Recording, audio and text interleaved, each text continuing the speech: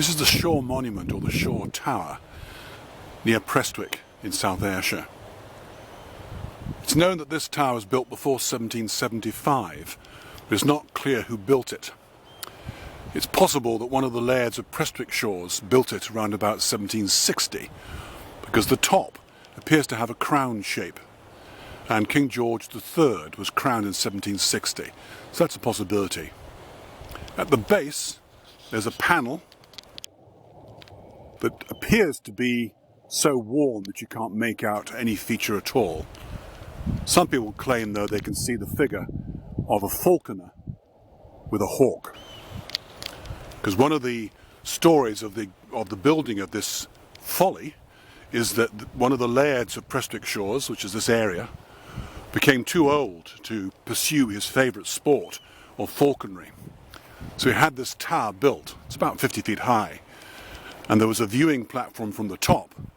From that he could observe the falconry taking place, not just in these low-lying lands here, which was the part of the estate lands of Prestwick Shores, looking towards what was Orangefield and Monkton, but also on the other side, where these factories now are, there were two small lochs, and those lochs, of course, would have attracted wildfowl.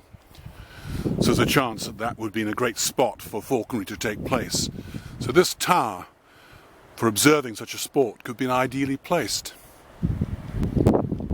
One of the more hilarious suggestions is it was one of the first of the towers for Prestwick Airport. One of the first control towers.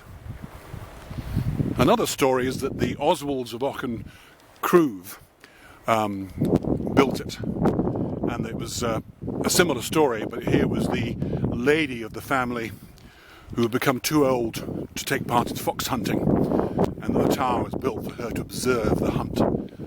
But it's pretty certain that the tower was built before the Oswalds of Auchencruve had bought the property, bought the lands.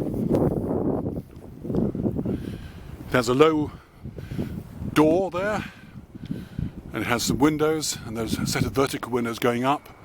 So there is a set of circular stairs inside, although no longer usable. It's been access has been prevented since about the 1930s. The condition isn't too bad. One of the local engineering companies here paid for some restoration work. And there are these strange machicolations, that is, those square holes.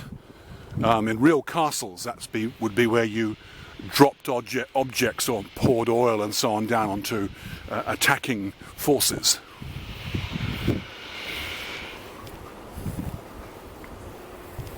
So certainly a folly of sorts, but maybe had a practical purpose at one time, and rather rare survival. Also surprising how little is remembered of it. More the vague anecdotal memories than anything specific. It's a very prominent structure. Certainly is marked clearly on the maps dating back to the 1801 and before that as well.